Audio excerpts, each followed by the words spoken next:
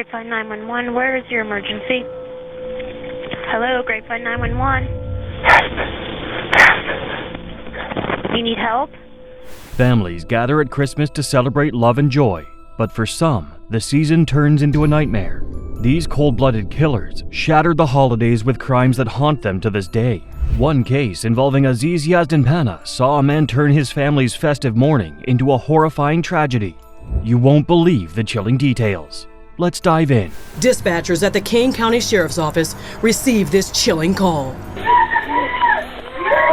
Hello? A few seconds of what sounds like screaming. Hello? And then the phone goes dead.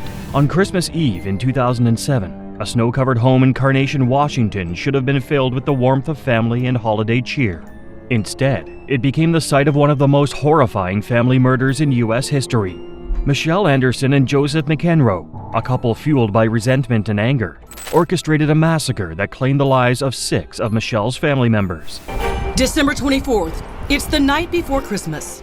And while most people in the small town of Carnation, Washington, are busy hanging their stockings with care, the Anderson family had been planning a quiet holiday together. Michelle's parents, Wayne and Judy Anderson, had opened their home to host their daughter and other family members for Christmas dinner. But beneath the festive surface, tension was simmering. Michelle felt slighted by her family. She believed they had been unfair to her, particularly regarding a financial dispute over rent payments and feelings of being excluded.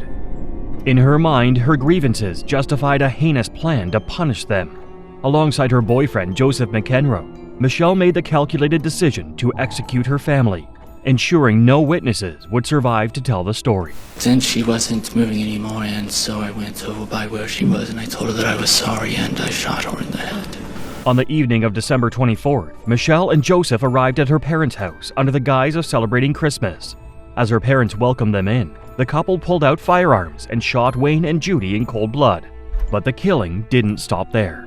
Michelle's brother Scott, his wife Erica, and their 2 young children, Olivia, 5, and Nathan, 3, arrived shortly after. The couple mercilessly shot Scott and Erica, eliminating the adults first. Then, in an act of pure brutality, they turned their guns on the children. The innocent cries of the young victims did nothing to sway the resolve. McEnroe blamed his girlfriend, Michelle Anderson, for the killings. She said her brother owed her money and said her family was out to get them. What did you do to try to stop this, Joe? I can't even say now. I tried everything that I could. Joseph later admitted that killing the children was something he didn't want to do, but he went along with Michelle's orders. The gruesome scene left a community shaken and a family wiped out. 911? There's been a murder. There's 3 people dead that I can see right now. Inside? I just came up. She works with me. Inside the house? Yes. What do you see? There's a baby and a man and a woman, and she's my best friend. The bodies weren't discovered until 2 days later, when a co-worker of Judy's grew concerned after she failed to show up for work. Authorities arrived at the home to find a horrific crime scene that defied comprehension. that's right, cops realized the horrific killings of 3 generations of Andersons were carried out by Joe and Michelle. Michelle and Joseph were arrested soon after. During questioning, both confessed to the murders, laying out the chilling details of their plan. While Michelle claimed her family had wronged her, her reasoning only underscored the senselessness of the crime. Joseph avoided the death penalty by accepting a plea deal in 2015, receiving a sentence of life without parole. Michelle, however, refused any plea offers. In 2016, she stood trial, where a jury rejected her claims of mental illness and convicted her of 6 counts of aggravated first-degree murder. She, too, was sentenced to life in prison without the possibility of parole. Joseph McEnroe appeared a mess. Sorry. Heavily medicated for anxiety and depression, and speaking with the thick impediment that he's had since childhood, McEnroe was scattered and struggled to make sense at times. I'm sorry, I did because I thought I had to. And yeah, I know that's not a very good excuse, but I'm not trying to excuse myself. I'm just trying to explain my actions. In the courtroom, the sheer magnitude of Michelle and Joseph's betrayal weighed heavily on everyone present. Survivors and friends of the Anderson family struggled to hold back tears as they recounted memories of their loved ones. The loss of 2 young children alongside 4 adults was an unfathomable tragedy that left an enduring scar on the community. Convicted killer Joe McEnroe broke down on the stand as he described murdering his girlfriend's family in Carnation. The outburst was the first time McEnroe showed any emotion in the more than 3-month trial. Michelle's lack of remorse was particularly unsettling. She showed no visible emotion throughout the trial, even as graphic evidence of her crimes was presented. This cold indifference painted her as someone who saw her family not as people, but as obstacles to be removed. For the Anderson family's friends and neighbors, the sentencing provided some measure of justice, but the absence of the victims left an irreplaceable void, especially during the holidays, a time meant to bring families closer. The Carnation murders exposed devastating family betrayal, but the next case reveals a Christmas tainted by superstition. A West African-born couple have been found guilty of torturing and murdering a 15-year-old boy in a trial bedeviled by witchcraft, possession, and exorcism. Christmas should be a time of joy and togetherness, but in 2010, a family gathering in East London turned into an unimaginable nightmare. 15-year-old Christy Bamu, visiting his sister Magali and his siblings, was brutally tortured and killed in a horrifying act that stemmed from accusations of witchcraft. The events that unfolded during this festive holiday were a chilling reminder of how fear and superstition can drive people to commit unspeakable crimes. Christy was just 15 years old. He was quite simply brutalized by his own sister and her partner. In their belief, he was a witch and possessed. Christy and 4 of his siblings traveled from Paris to spend Christmas with their older sister Magali Bamu and her boyfriend, Eric Bakubi. What should have been a joyful reunion quickly spiraled into terror. Bakubi, consumed by the belief that Christy was possessed by evil spirits, accused the teenager of witchcraft, a notion fueled by deeply rooted superstitions. Over 5 days running up to Christmas, it became a torture chamber. The mood turned menacing. Magali and her partner, Eric Bakubi, became convinced her brother Christy was possessed after he'd wet his pants. The situation escalated when Christy denied the accusations, enraging Bakubi. Magali, instead of protecting her younger brother, supported her boyfriend's delusions. Over the course of 5 days, Christy endured relentless harm. He was attacked with metal bars, a hammer, and other objects. His screams echoed through the apartment, but they fell on deaf ears. This is Christy. Behind and on either side are his brothers and sisters. And in the middle is Magali, the one in London, the one they went to stay with, the one who would later accuse the others of witchcraft, and the one who would help to kill her younger brother. On Christmas Day, Christy was so weak from the attacks that he could no longer stand. In a final cruel act, Bakubi forced the teenager into a bathtub filled with cold water to cleanse him of the supposed evil spirits. The relentless attack continued until Christy succumbed to his injuries and drowned. Later gathered evidence within the flat. They found, beside a blood-stained mop, a metal bar. There was a plank of wood, a block of knives, a hammer, a pair of pliers, and a black bag of broken ceramic tiles smeared with blood. When the police arrived at the gruesome scene, they discovered a blood-soaked apartment and Christy's lifeless body. His siblings, also victims of harm, were traumatized but alive. The extent of Christy's injuries, over 130 wounds, left even seasoned investigators shocked. Christy was so badly beaten and so weak he even asked to die. He later drowned during an act of exorcism in the bathroom on Christmas morning. The trial revealed chilling details of Christy's final days. Bakubi and Magali showed no remorse, claiming they believed their actions were justified to rid Christy of his supposed witchcraft. However, the court saw their actions for what they were: cold-blooded murder driven by delusion and cruelty. Her older sister Magali is in the dock, as I say. She denies murder, as does her partner Eric Bakubi. He denies murder on grounds of diminished responsibility, although he admits taking part in this dreadful attack on this 15-year-old boy. The jury convicted both Eric Bakubi and Magali Bamu of Christy's murder. Bakubi was sentenced to life in prison with a minimum of 30 years, while Magali received life with a minimum of 25 years. The judge called their actions a betrayal of trust and a barbaric crime that defies understanding. The shocking trial of the sister and her boyfriend, who tortured and murdered her 15-year-old brother after accusing him of witchcraft, has been found guilty at the Old Bailey yesterday, prior to sentencing on Monday. In the courtroom, Christy's parents sat shattered, their grief almost unbearable as they listened to the details of his brutal death. The vivid recounting of his final hours, filled with unimaginable pain and cruelty, brought tears from many in attendance. Christy's surviving siblings clung to each other for support, trying to make sense of the tragedy. Magali's cold, emotionless demeanor throughout the trial deepened the heartbreak. She offered no apology, no sign of remorse, and barely acknowledged the proceedings as the weight of her actions was laid bare. For the family, it was a devastating reminder of the ultimate betrayal that had robbed them of a son and brother in the most horrific way. This case left an indelible mark, highlighting the horrors that can stem from superstition and unchecked beliefs, and a family forever fractured by unthinkable cruelty. Christy's death exposed the dangers of unchecked superstition. Our next case sees Bruce Jeffrey Pardo, disguised in a Santa suit, turn Christmas Eve into a night of unimaginable violence, leaving a family shattered. Police in Glendale, California cordoned off an area surrounding an SUV rented by the man suspected of going on a murderous Christmas Eve rampage. They used a remote control robot to inspect the Toyota RAV4 rented by Bruce Pardo. Christmas Eve 2008 started as a joyful celebration in the small city of Covina, California. The Ortega family gathered at their home, sharing laughter and warmth. But as the evening unfolded, their festive gathering turned into a sense of unimaginable horror.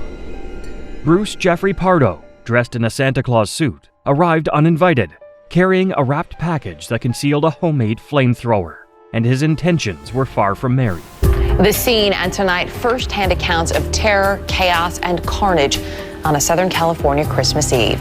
The terror slowly giving way now to shock and sadness. Pardo, a 45-year-old man, had been battling anger and resentment following a bitter divorce from his ex-wife, Sylvia Ortega. The separation had left him emotionally shattered and financially strained. Sylvia had been awarded spousal support, and Pardo grew increasingly bitter, blaming her and her family for his struggles. His anger festered until it reached a boiling point. The man who dressed as Santa armed himself with 4 guns and a makeshift flamethrower, booby-trapped cars, and then proceeded to bring fiery vengeance to the family we're told he once loved. That Christmas Eve, Pardo arrived at the Ortega home, knowing Sylvia and her family would be celebrating together. Beneath the jovial disguise of Santa Claus, he concealed weapons and a plan for revenge. No one at the party suspected that the man they welcomed was about to unleash unimaginable terror. There are frantic screams for help coming from the inside of this home. These are the transcripts of the 911 call. He's shooting, he's shooting. 24 people are at a Christmas party when a man dressed as Santa Claus goes on a rampage. At approximately 11:30 p.m., Pardo knocked on the Ortega family's door. When an 8-year-old girl answered, he immediately pulled out a gun and shot her in the face. Chaos erupted as partygoers screamed and tried to flee. Pardo began firing indiscriminately, killing 9 people, including Sylvia and her parents. Some hide under furniture, others jump from windows to escape. Then he pulls out a canister of racing fuel disguised as a holiday package. After emptying his weapons, Pardo unwrapped his homemade flamethrower, spraying gasoline throughout the house before setting it ablaze. Flames engulfed the home, leaving it in ruins. Survivors barely escaped with their lives, some jumping from second-story windows to avoid the flames. The fire was so intense that it took over 80 firefighters to extinguish it. Pardo is also severely burned. He suffered third-degree burns on both arms. It also appears that the Santa Claus suit that he was wearing did melt onto his body. Pardo fled the scene, driving to his brother's house in Sylmar, about 30 miles away. But his plan to escape unraveled. During the attack, he had accidentally burned himself with the flamethrower, causing severe third-degree burns. Realizing he couldn't flee in his condition, Pardo turned a gun on himself, ending his life. He intended to commit this crime and then flew the country. What it appears is that he didn't anticipate injuring himself to the point where obviously he took his own life. Police later discovered a chilling arsenal in Pardo's car, including handguns, ammunition, and supplies to craft additional explosives. Investigators pieced together his plans and motives, revealing a man consumed by rage, jealousy, and despair. My whole family, there's 30 people, 25 people. I know. A family wiped out by one man with no history of violence, who police say planned his attack in meticulous detail. The aftermath left an entire community grieving. Survivors described the horrific events in harrowing detail, their voices trembling as they recounted the terror they endured.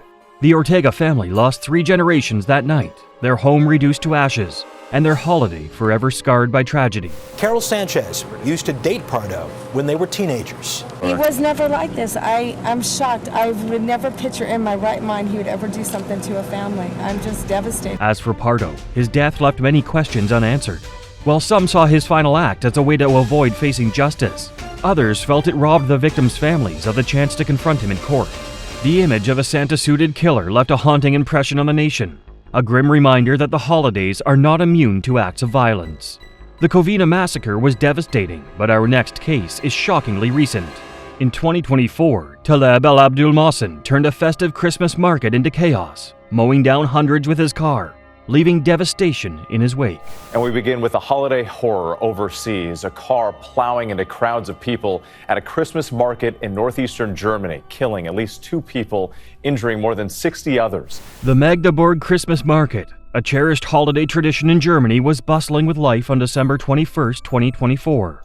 Families strolled through stalls, enjoying festive treats, sparkling lights, and the warmth of the season. But the joy turned to horror in an instant when a silver sedan barreled into the crowd, transforming the festive scene into one of chaos and tragedy. Officials suspect it was a deliberate attack, and they are treating the incident as terrorism. A massive response from police, emergency workers, and ambulances. The car driving at a high rate of speed, mowing people down. The driver, Taleb Al-Abdul, a 50-year-old man, carried out the attack with calculated precision.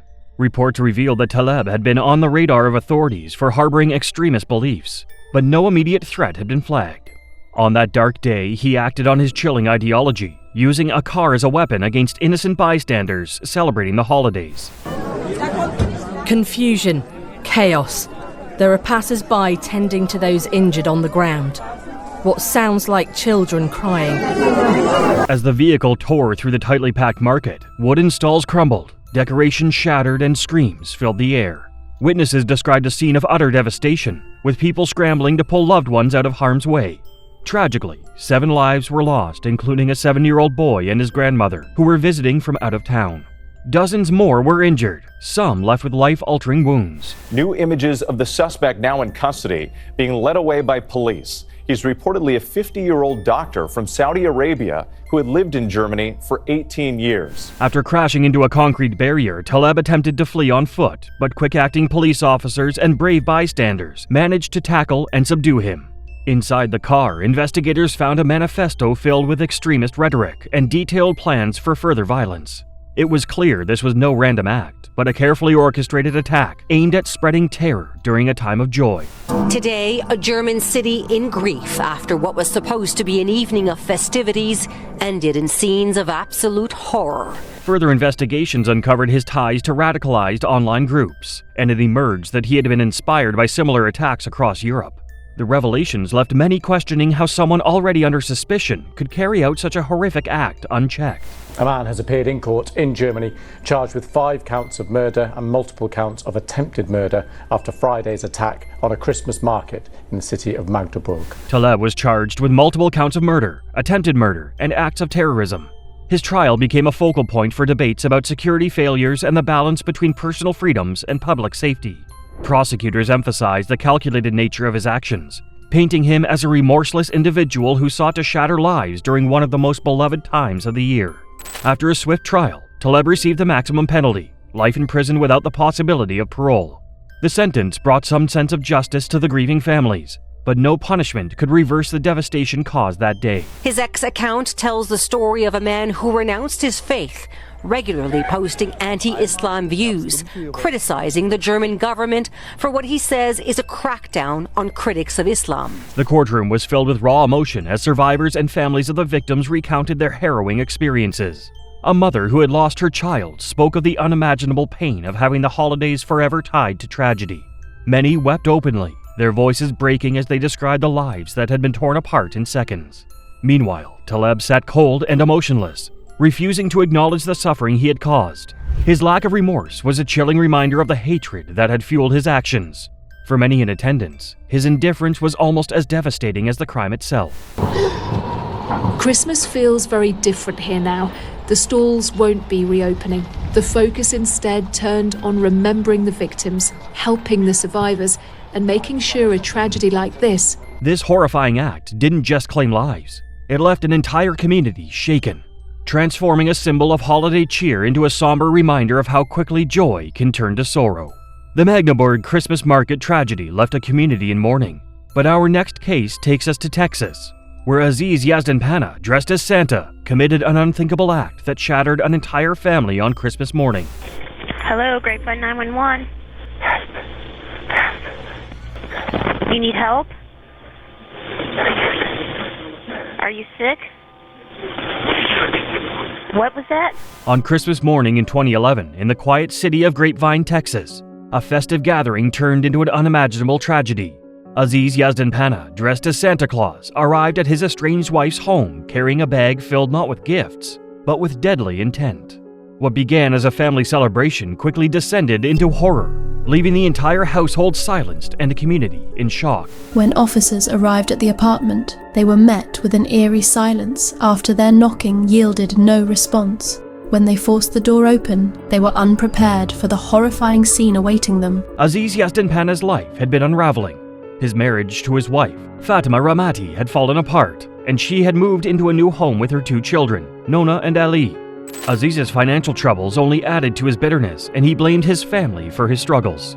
Despite their separation, the family tried to maintain civility for the sake of the children, who were looking forward to spending the holidays together. On Christmas morning, Fatima hosted a family gathering with her children, her sister, and other relatives. Spirits were high, and the day seemed to hold promise, until Aziz arrived uninvited, wearing a Santa suit. His appearance was initially met with laughter, as no one suspected the darkness beneath the facade. But moments later, the laughter stopped. Police believe the shooting was carried out by a relative dressed as Santa Claus. Authorities say the shooter showed up in costume as family members were opening gifts. As the family exchanged gifts, Aziz retrieved a handgun from his Santa bag. Without warning, he opened fire, targeting everyone in the room. Panic and confusion erupted as family members tried to flee, but Aziz ensured no one escaped. 7 lives were brutally taken, including his 2 children, his estranged wife, and her relatives. After the massacre, Aziz called 911, calmly stating, "I'm shooting people." Minutes later, when police arrived, they found a harrowing scene. Aziz had turned the gun on himself, ending his life and leaving no survivors to tell the tale. Of the horrible tragedy that unplayed right through this sliding glass and door frame here of this apartment complex in Grapevine, again, that you described as a suburb of Fort Worth and Dallas here in greater North Texas. When officers arrived at the apartment, they were met with an eerie silence after their knocking yielded no response. When they forced the door open, they were unprepared for the horrifying scene awaiting them. The police investigation revealed that Aziz had meticulously planned the attack. The Santa suit was not just a disguise, but a twisted symbol of the holiday he sought to ruin for his family. His actions were driven by jealousy, rage, and a desire to exert control one last time. Their bodies were found in what was otherwise the evidence of a normal Christmas morning. There were Christmas presents that had been unwrapped, and there was paper strewn about the room. Police did also find 2 handguns on the floor of the apartment. Law enforcement and community leaders struggled to make sense of the massacre, describing it as one of the most horrific crimes they had ever encountered. The tragedy served as a chilling reminder of how unchecked resentment can lead to devastating consequences. Victims of a calculated and heartless massacre. I've been with this police department for 12 years, and this is probably the most tragic thing that I've certainly been involved with. And I think, I can speak safely for the rest of the police department. I don't think any members of the police department has encountered something like this on Christmas Day. Nasreen herself had expressed concerns about Aziz in the months leading up to the attack. She spoke with her apartment management, telling them she feared him. The massacre left the Grapevine community shattered. Vigils were held for the victims, and neighbors placed flowers and candles outside the family home to honor their memory. Aziz's cold, calculated actions defied comprehension, leaving many to question how someone could commit such a heinous act against their own loved ones. This is a sort of tight-knit, very packed-together apartment complex. We have spoken to several neighbors who are waking up this day after Christmas morning. They're all asking us what happened. They're speaking about a tragedy, something like this. While there was no courtroom trial due to Aziz's death, the emotional fallout lingered. Friends and extended family mourned not only the loss of 7 vibrant lives, but also the innocence of a holiday meant to bring joy. The chilling image of a Santa-suited killer still haunts those who remember that tragic Christmas morning. These horrifying Christmas crimes show how even the happiest season can hide unimaginable darkness. But there's more. Stories so shocking they'll leave you questioning everything. The next video on screen dives into unthinkable crimes and courtroom moments that defy explanation. Don't miss out. Click now to uncover the chilling truth.